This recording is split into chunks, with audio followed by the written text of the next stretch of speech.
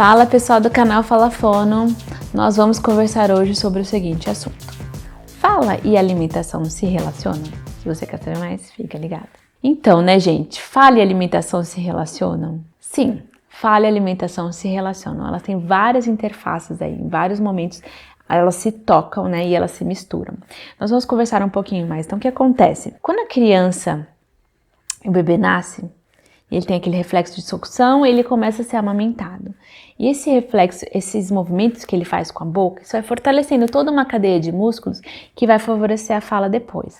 A criança, quando a criança está deitada, é mais difícil ela falar, os sons saem mais guturais, né?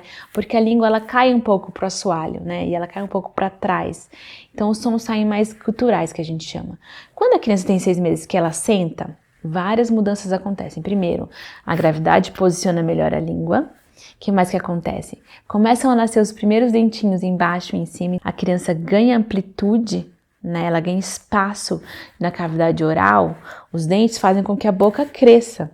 E a língua vai ter mais espaço para se movimentar. Além disso, ela recebe os estímulos dos alimentos na boca. E o alimento na boca, ele causa desencadeia uma reação, né? Uma cadeia de estímulos e reações, na verdade, que fazem com que essa língua aprenda a fazer vários movimentos que antes ela não fazia. Enquanto o bebê só precisava abocanhar o seio, segurar e sorver o leite fazendo movimentos ondulatórios. Ela começa a ter que preparar o bolo alimentar, jogar o alimento de um lado para o outro. Então toda essa variação nova de movimentos vai favorecer com que o balbucio fique mais rico, né? A criança começa a balbuciar sons novos, sons diferentes e que ela ganhe repertório, né? Vai trabalhar também essa questão sensorial da boca, porque o que acontece? Algumas crianças, elas têm dificuldades sensoriais orais. E é uma criança que, às vezes, ela vai ter, tem gastura com alguns tipos de alimentos. Então, se você põe um alimento pastoso, ela vomita, ou ela tem ânsia, ou ela tem aversão. É uma criança muito seletiva na hora de comer. É uma criança que, na hora de mastigar, ela tem uma mastigação pobre. Algumas nem mastigam. Elas podem ser hipersensoriais, que é isso que eu estava falando, né, que tem aversão, ou hipossensoriais, que enfiam um monte de comida na boca, que engole sem mastigar, né? Tudo isso tem impacto na fala também, porque uma criança que tem aflição, ela não vai querer mexer a língua, então ela vai evitar mexer a língua, isso vai empobrecer a fala. E uma criança que tem uma hipossensibilidade, ela não vai ter um feedback bom de propriocepção de onde está essa língua e do que ela precisa fazer para conseguir falar. Então, essa interface sensorial existe a interface daquele padrão de movimentação que é estimulada pelos alimentos e que impacta na fala. E tem mais uma interface que acontece, os nervos, né?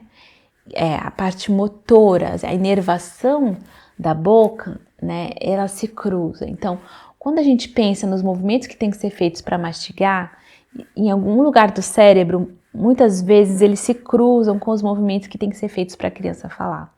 E aí uma pessoa que tem dificuldade de programar os movimentos para mastigar, às vezes ela vai ter dificuldade de programar os movimentos para falar também. Tá? Ou vice-versa, às vezes só para falar, às vezes só para mastigar e às vezes é para os dois juntos. Então, existem todas essas interfaces entre a fala e a mastigação e a alimentação. Mais uma interface, essa questão dos dentes, né? Quando a criança morde, ela põe o objeto na boca, ela mastiga os alimentos, isso incentiva com que os dentes erupcionem. E os dentes nascendo, é aquela questão que eu falei da cavidade oral que cresce, a língua que tem espaço para falar. Tem alguns sons, né, específicos da fala que você só consegue fazer com dente, né? Tente falar vovó sem ter dentes, né? Não dá, porque é um som lábio-dental, você tem que ter dente para falar, né? Não dá. É que nem o F também, de foca.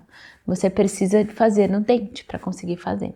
Então, mastigar também, né? A gente precisa muito dos dentes para favorecer essa mastigação. Se você tiver alguma dúvida sobre essa relação entre a alimentação e a fala, coloca aqui nos comentários que eu vou estar respondendo em vocês, tá bom? Espero que você tenha gostado desse vídeo e se você gostou, aperta esse like aí. Vejo vocês na semana que vem.